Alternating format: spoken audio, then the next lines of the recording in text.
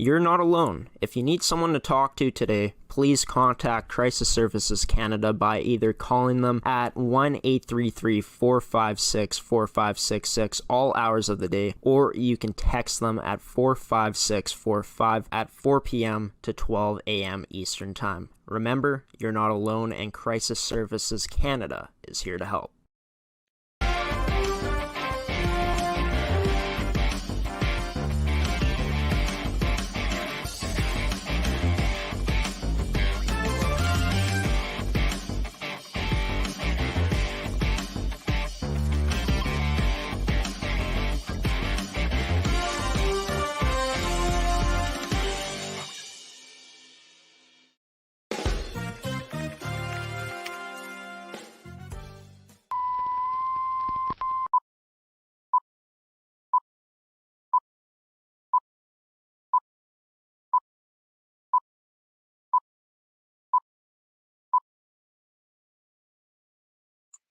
Good morning and welcome to this edition of Rise and Shine Manitoba on ASTV Productions. I'm your host, Graeme Forsyth. Good morning, Manitoba. Hopefully everyone is having a wonderful Monday morning so far, wherever you guys are, either if you're at home, at school, at work, or on the road. We thank you for joining us on this edition of the show. Today, got two guests joining me. First up is going to be Harry Siemens on the Farm Report. He comes on the show today to update us on what's been going on in agriculture and the agriculture community since the last time that we've talked. And then later on, we got another guest joining the show in a pre-recorded interview. But first up, Harry's going to join us, and we're going to roll the intro first. So sit back, relax, grab a cup of Joe. You know what it's time to do, Manitoba. It's time to rise and shine here on Rise and Shine Manitoba on ASTV Productions.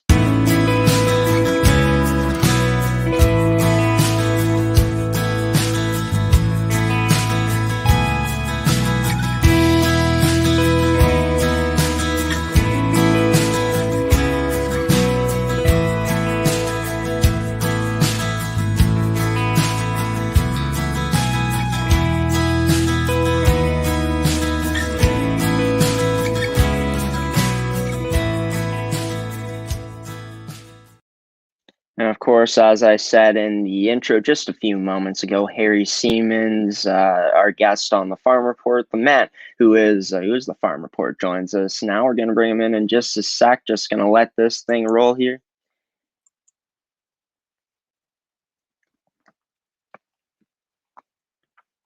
And here he is, Harry Siemens, on this Monday morning, June 14th here. Harry, how are you doing since the last time that we've talked? I know you're on CGOB this weekend talking about some agriculture. Just how you been doing since the last time we talked? You know what? Just keep plugging away, watching the weather go up and down and sideways.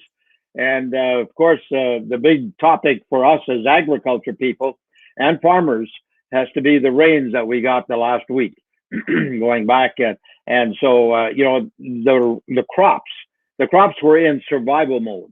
And you know what? In some cases, the crops may not be far from survival mode right now, but for the time being, they've got moisture. We're going to need more soon, but we're not in charge of that. So we'll just have to wait and see what happens. But you know what? It's been good. Yeah, that's great. And of course, always nice to get that rain, especially when the crops are in survival mode, like you've been saying. Just you had a chance to talk about that with Kathy KK Kennedy on CJOB on Saturday morning. Can you dive into just some of the stuff that you were able to talk about with her? Some of the stuff you talked about, I heard, was like about the weather and some other stuff. Just take us into your conversation with her a bit. Well, the conversation was basically, because of the rain, she gave me a call and says, Harry, can you come on? Because just a week before, I had talked about how dry it was, not with Kathy, but with Clay Young. And so it changed in a big hurry. The weekend before, it was also, we had twisters. We had a number of twisters. We had a twister on a Hutter Red colony in Saskatchewan that destroyed a number of buildings. We had three twisters. One, my good friend Ian Smith, up at Argyle, and Charlie Taylor up at Kleefeld, and on. We had buildings destroyed. But those people, they got rain with those twisters, and they were quite happy to see those buildings go because the rain is worth a lot more. Years ago, when I was farming, I farmed back in the late 50s, early 60s, combines maybe were $10,000. Today, a combine can cost you upwards of $1 million. Then when we had a rain that we've been waiting for, we'd call it $1 million rain. Now we called it $1 billion. That's B with a, or, billion with a B. And so therefore, it's very timely. Right now, so we've got the rains. That means that the crops that weren't germinating, meaning they hadn't even, begun to grow in the ground because it was just too dry, they can germinate and start peeking through. The rest of the crop that was up, it's going to keep going. So now the biggest challenge that farmers have, or biggest task, is looking after the crop. And they can look after the crop by taking care of bugs. We've had a lot of flea beetles in canola. And so you have to apply, crop product protection products for that. And weed growth, because it was so dry, the weed growth changed a little bit. And so then they have to change strategies. And this isn't to belittle any farmers in any way, shape, or form, but a lot of the farmers, especially the bigger ones, they all use crop consultants, some kind of consultants, to help them with this time of the year. And that's awesome. And so that's what we're doing now. The farmers are out there checking for bugs, they're checking for weeds, and they're getting ready, and in some cases are applying crop protection products. So those were some of the things that we talked about. And right now, and I even said that, yes, there comes a time in July when farmers can actually take off some time to go fishing. And I know we did always. The first week 2 weeks in July was always camping time for us. And sure, you still had to look after the spraying and so forth. But then, of course, once end of July comes around, if farmers seeded spring cereals, meaning if they seeded those crops last fall and they came through good, they can start to harvest already at the end of July. And then the real harvest begins kind of like August the 1st. Yeah, that's great. Always nice to go out and do some fishing for those farmers, especially. I mean, it's a grind all year round, I know, with farming for sure. But yeah, just talking about, just diving into drought a bit more. You talked about last time with me how you saw a major drought in the Red River Valley, west of Red River. How has that area been like with this amount of rain that we got in the past week? For the most part, my brother has farmed probably 70 years. He's 84 and still farming. I checked with him, Jack. I says, his name is Jack.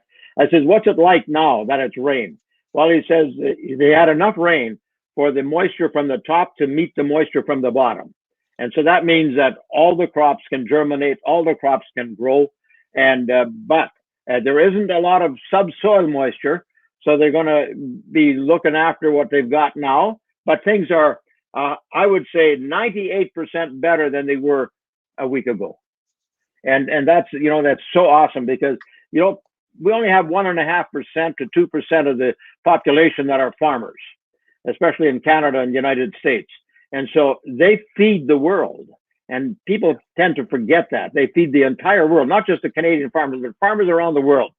In Canada, we export probably 65 to 70% of everything we grow to other countries.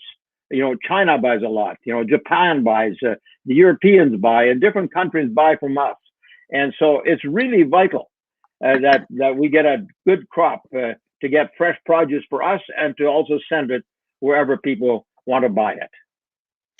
You talked about how insects, there's been a lot of flea beetles on canola crops, stuff like that. Just could you speak about how big of an impact that insects, in your opinion, have on crops, especially this year with what we've been seeing? Well, with the way the crops were before the rain, they were much more vulnerable. When you don't have nutrition, when you don't have moisture, you and I know, if I don't drink water, I become vulnerable. Crops become vulnerable. That's why the rain was also important. But I saw a plant yesterday from a farmer in Manitoba, and he had, this canola plant was covered in black flea beetles. So they have to get at it at the right time. And a lot of that spraying is done by aircraft. If you see the aircraft going, they're spraying for these bugs. And so that's why it can have a great impact. but we have very safe crop protection products that take out only those bugs that are on the plants. So when those bugs come, we spray, we kill them, we get rid of them in order for the crop to grow. So impact, yes. Spraying and controlling, yes. So we just have to do it at the right time. That's great. That's awesome that there's different ways to get around it, like spraying crops. Yeah, that's awesome. Just we talked about canola last week, just how it's been selling, just the price of it. Is there any other crops that are going to, besides canola, that are going to rise in sales moving forward here in the next few months? See, the big thing to remember, we as Manitoba farmers, Canadian farmers, we depend on the markets on the Chicago Board of Trade. There's also a Board of Trade in Minneapolis. That's for wheat. So we depend on those prices, what happens there. So right now, across the world, corn is king. Corn is the biggest crop in the United States. It's the biggest crop in the world. So that has a bearing on the other feed grains. But at the same time, the U.S. also is the biggest soybean grower.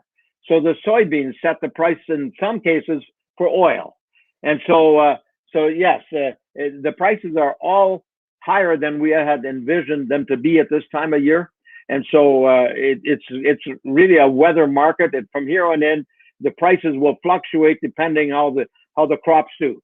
And that's what we call a weather market. If the weather is good and the prices will come down a bit. If the weather is poor, then the prices go up because there'll be less of the crop. So we've got wheat, we've got soybeans, we've got corn, canola, and of course we have the other cereals like barley, oats, and various other crops. In Manitoba, believe it or not, we have people that grow market garden. We have vegetables, potatoes. You go drive along the Assiniboine River right up to Portage la Prairie. That's where farmers are actually growing vegetables. Peak of the market. You've heard that name. And so we're very fortunate in Manitoba to be able to grow what we can grow.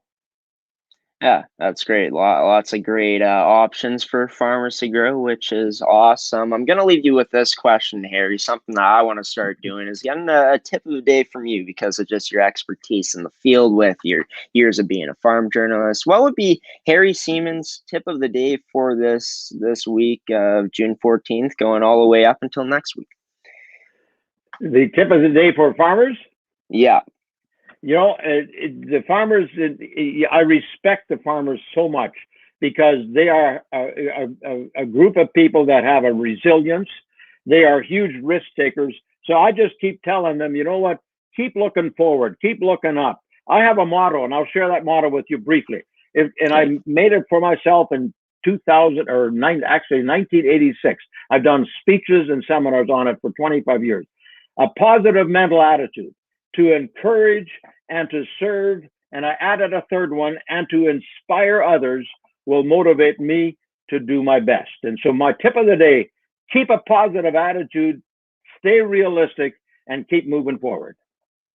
Some great words from the man himself, Harry Siemens, on this edition of Rise and Shine Manitoba, joining us on the Farm Report. Harry, thank you so much for joining us on this Monday morning. Hope to talk to you soon again, maybe next week. I hope so. Thank you very much. Yeah. Good job. Thank you, Harry. Well, we're going to let him go now. Just going to remove him from the screen. Of course, that was Harry Siemens, our guest on the Farm Report, of course, joining us on this edition of Rise and Shine Manitoba. We're going to take our first commercial break in today's episode. When we're back, I'm going to be introducing the next guest in today's episode coming up here on Rise and Shine Manitoba on ASTV Productions. Stick with us.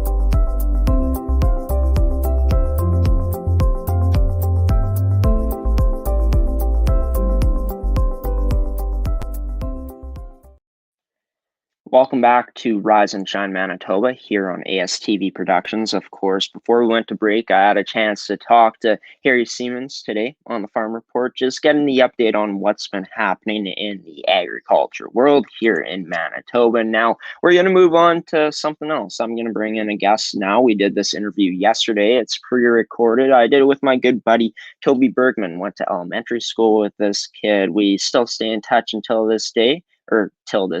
And yeah, Toby had a chance to do something phenomenal for his 20th birthday. He turns 20 on Friday, June 18th, but leading up to his birthday, he's been doing a fundraiser. It's a fundraiser for the Canadian Mental Health Association. It's Toby Bergman's 20th birthday marathon fundraiser, and for him, he planned to run a full marathon. A marathon of 42.2 kilometers on Saturday. And yeah, I had a chance to ask Toby about just how the marathon was. We dive into why he donated or decided to donate to the Canadian Mental Health Association. He had a chance to raise $3,160 when the original goal was $400. Absolutely insane. So I'm going to stop talking now. I'm going to bring in the man himself, Toby Bergman, to talk about his fundraiser and just what the marathon was like on this second segment of Rise and Shine Manitoba. Just got to find the video here. And yeah, it's going to be awesome for you guys to hear about just what Toby has to say. Now is Toby Bergman, the man who made the fundraiser to raise some awareness for mental health. All the funds going to the Canadian Mental Health Association. A terrific thing that he was able to do over the weekend. Toby, how are you doing, man? Good to see you, man. It's been too long. How have you been doing during this these COVID times? I'm doing good. Trying to keep busy, keep sane, but I'm doing good. Good to see you too, man. Yeah, exactly. That's all you can do. Try to keep sane, and we'll get through this thing. I'm sure that you already got your first dose of the vaccination. Yeah. Yeah, it feels good. Just fingers crossed, get that second, and we can get back to normal soon. That's all I'm kind of hoping for right now. Yeah, exactly. And it's been so long that I'm not sure I know what normal is, but I can't wait to see the normal again when it finally happens. So moving away from that, let's just get into what you were able to do. Organizing a fundraiser to help benefit the Canadian Mental Health Association. And your goal at first was to raise $400, and then you end up raising over $3,000. Incredible, insane. Just how did it come about for you, first off, to just think of doing this fundraiser just for your birthday?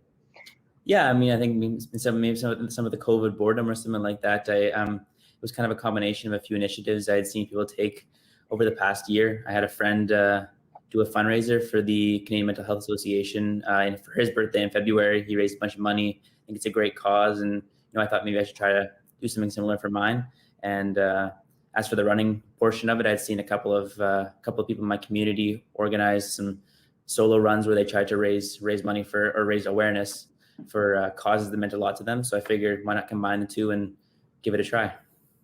Yeah, exactly. And I mean, it paid off big time, raising, let's get the exact number here, raising about $3,160. Absolutely insane. Just to get that type of support, that overwhelming support, when your goal was $400 at first, you get to this number. I mean, just talk about the support that you were able to get throughout this time from not only family, but some friends as well.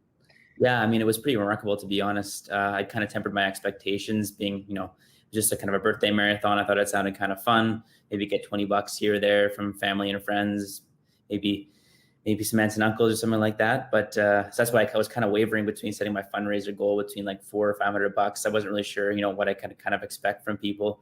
And then I think after like 5 hours of posting the fundraiser, I'd hit like $1,100, something like that. It blew me away. It was a pretty humbling experience, to be honest, to see how generous the people in my life were. It was from people from all walks of life, from people I went to elementary school with to people in my university classes. Like, I couldn't imagine getting this much support. It was pretty special. Yeah, and I mean, just for you to get that amount of money in that amount of time, it would have blown me away too. Just an awesome thing that you're able to do, man. Yeah, That's thanks. crazy. Felt pretty Yeah. sweet. Yeah.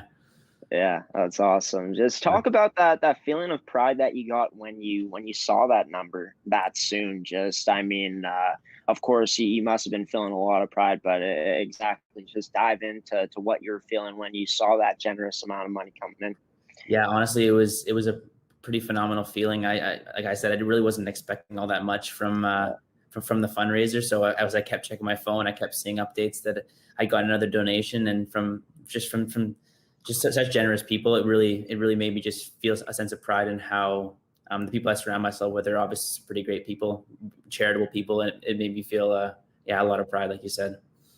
Yeah, and just the pride that you felt knowing that all this money that was raised by you in this fundraiser being able to go to this cause, the Canadian Mental Health Association. Just how much does that mean to you? Because on the GoFundMe page, you wrote about how just amongst the what seemed like endless waves of the COVID-19, I have personally experienced and seen people around me experience regressions in their mental health.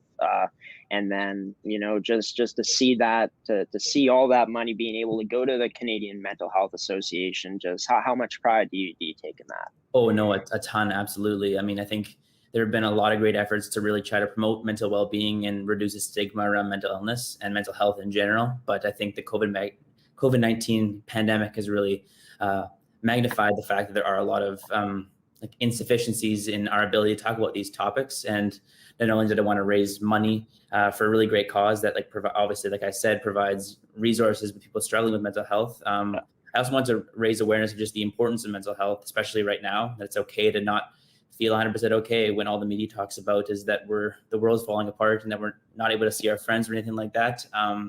I think the availability of resources is, super important right now, but ultimately mental health is a prevailing issue that won't be resolved if we don't talk about it. So I feel a lot of pride in the fact that knowing people were so supportive of the initiative and that we could really start a conversation to really try to make mental health and mental illness less stigmatized. Exactly. And, it's okay, like you said, not to be okay. I mean, Yeah, whatever especially people now. are going through. Yeah, exactly. Whatever people are going through, it's okay because, Yeah. maybe me or you might have been there at one point. It's just, I feel like what you've been able to do along with the other people that have been raising money for the Canadian Mental Health Association just is taking those tiny steps to making it normalized to talk about this illness, which is mental health. Diving into the run, the Yeah. plan was to run a 42.2 kilometer marathon on June 12th. Just how was that like? Just preparing for the marathon, getting ready to get set to do this run, because like you said it in the GoFundMe page that it's been on your bucket list to run a full marathon or run a marathon. Just what was the preparation like for you to prepare to do this whole thing? Yeah, I mean, obviously it involves a lot of training and stuff like that, and that was obviously something I prepared a lot for. But because it wasn't really an official race, I kind of had the liberty to set my own schedule, set my own route. So it was quite nice because it let me run routes I had run before, and I knew what to expect. At least not necessarily the distance, but I knew what to expect when it was terrain. So I started in South St. Vital and went through St. Vital, Riverview, the Forks, Wolseley, River Heights. And then I finished in Linden Woods. It was really fun to be able to choose my own route, to get to run past friends' houses and see people along my way. It was pretty special. But I mean, obviously the training was a huge part in kind of the preparation. But it was also fun to kind of have the liberty to make it as easy on myself as I could when route's concerned. How long did the run exactly take? I feel like I did see something on your Instagram. Was it over 3 hours, just about? Yeah, 3 hours and 29 minutes was my final time. So, I mean, I kind of just, because it was my first marathon and my first go of things, and the fact that it wasn't really an official race, I could my goal was really just to finish and obviously raise money for the cause and raise awareness for the cause. And so, I don't know. I think I feel pretty good with the turn on that. Yeah, for sure. And just being able to, start and finish a marathon, something that's been on your bucket list, to completing something like this, just what was it like when you finally finished it? Yeah, I mean, it was a pretty surreal feeling, to be honest. Like I said, I finished in Linden Woods with a bunch of my family and a couple of friends there that were, could be there now socially distanced because of the new restrictions. And it was a pretty surreal feeling when I hit that distance, hit that finish line. I was in quite a bit of pain by the end. My calves started to kind of cramp up around kilometer 39. So I wasn't comfortable, to say the least. I was pretty exhausted, but you feel all the training kind of coming to fruition when you cross that finish line. And it was a pretty awesome feeling to know that all my training had kind of paid off. Yeah, I bet. And just to experience that moment with, of course, being socially distanced, of course, getting to spend it with your friends, your family being there at the end. Just what was that moment like to be able to see all your great friends and your family be there to support you when you finish? No, it was pretty amazing. Like, I was obviously really fired up that I had completed the feat, but in general, to see how much support I had throughout the race, and especially at the finish line, to see just in person all the people who made it a possibility, and it was a pretty amazing feeling to see everyone I cared so much about be there to kind of celebrate with me. It was pretty sweet. And I mean, like, you finished this marathon, you raised a lot of money that's going to go to a wonderful cause. And that begs the question, because like, you can still donate on the GoFundMe page. Are people still donating at this time? Yeah. Yeah, no, even since I finished the race, and I put a few things up on Instagram, just, saying that the link is still live, and I've still had a couple donations come in. I mean, every dollar counts for sure. Every dollar is important. So it's been pretty awesome to see support, not only before and during the race, but also after the race. People have been obviously, I've been overwhelmed with the support the entire time, but people are still giving, and it's pretty amazing. And you turn the big 20, no longer going to be a teenager on June 18th. So is that when the link is going to close on your birthday? Is that the plan? That's kind of the idea. So it'll close on my birthday. So it was, it'll end up being about 3 or 4 weeks of fundraising. And obviously done a lot of good in that time. So I feel great sense of pride that I was able to get this much money, and anything now is just, the cherry on top.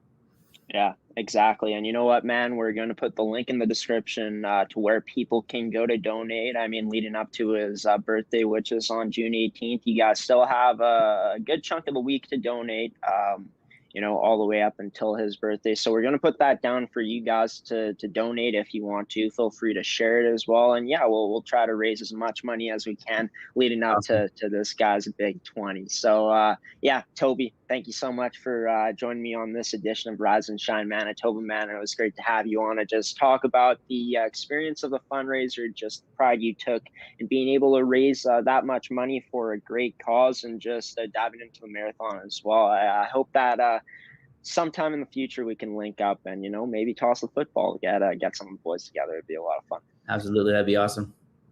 All right, so this is Toby Bergman, a kid who, I guess I should say an adult, he's my age, a guy that raised money for a great cause, the Canadian Mental Health Association. We're going to let him go now. We'll be back here on Rise and Shine Manitoba. Well, I'll be back with you for some final words on this edition of the show. Stick with us, but first, a word from one of our sponsors. Why go solar? It's not just for the environment, although that is a great reason. Did you know that when you install your new solar plant, you are only paying 7 cents per kilowatt? That's right, 7 cents! Solar is now cheaper than buying electricity, 25% cheaper than buying it from Manitoba Hydro. Going solar is different from any other investment you will make in your life, as you will retain the value on your roof. Solar does not depreciate like other investments do, and unlike a GIC, your investment will start paying you from day one. And when you choose to sell your home, well, you will get the cost of the solar back, as this investment rarely depreciates. When choosing solar, look for high-end products like microinverters with 10 to 25-year warranties. Make sure your installation is done by a professional. We are Evolve Green, and we are celebrating 12 years in the industry and can help you put your roof to work for you.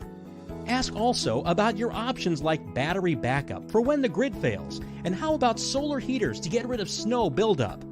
Are you a farm or a business? Did you know that your solar is a 100% tax write-off? Yes, that's right. You can write off all the cost for the solar in the year you purchased it.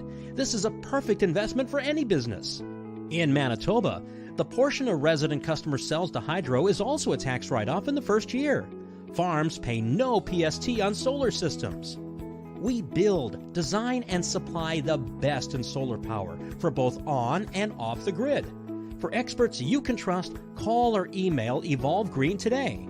1-866-5-EVOLVE or support@evolvegreen.ca.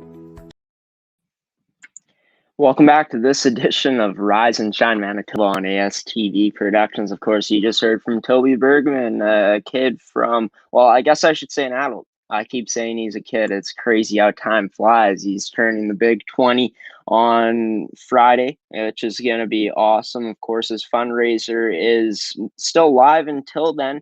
We put it in the description of this episode, of course. I updated it while that interview was playing, so the link to donate is there. And yeah, be sure to donate or share the link if you want. Feel free to do that because it is for a great cause. He's raised an insane amount of money from where his goal was. His goal, of course, first being $400, and then now he's at over $3,000 at $3,160. And yeah, feel free to donate to that if you want. And I did say that he's the same age as me, not quite yet. He's turning 20 on Friday, of course, and I'm 20 years old, so I was a bit off on that. But yeah, it's awesome to see that Toby's been doing well during this time for sure. And of course, not only Toby joined me on the show today, but Harry Siemens as well in the first part of this episode joined me on the Farm Report to talk about the updates of just what's been going on in agriculture from the last time that we talked, which was last week. I want to thank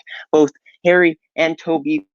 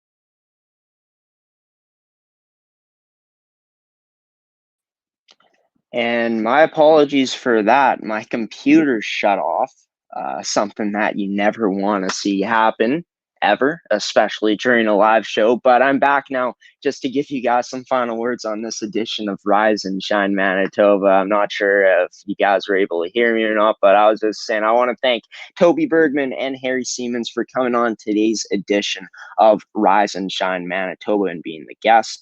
Of course, I want to also thank you, the viewer, for tuning in today. And I also want to thank our sponsors in Fabricland Winkler and Evolve Green for sponsoring today's episode. I did notice that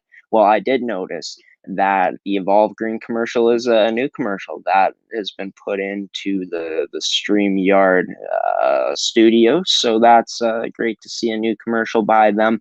Just before I let you guys go, I want to let you know about a gift card giveaway that we're doing here on Rise and Shine Manitoba with the Lax Boys, a lacrosse brand here in Winnipeg, Manitoba. It's run by 4 kids that are still in school. They're trying to grow the game of lacrosse with this brand, and they got some great clothing products like some hats, some t-shirts, some hoodies, some great stuff that you can buy with this $100 that you could have a chance to enter and win on our social media pages. So I got the links down in the description of this episode of how you can enter. You can go to either Facebook, Twitter, or Instagram, whichever one of those you have. Go to the post that I have linked down below. It'll bring you to the post that says how to win $100 gift card from the Deluxe Boys, and then in the description of the post, it's going to give you the details on how you can enter to win this $100 prize from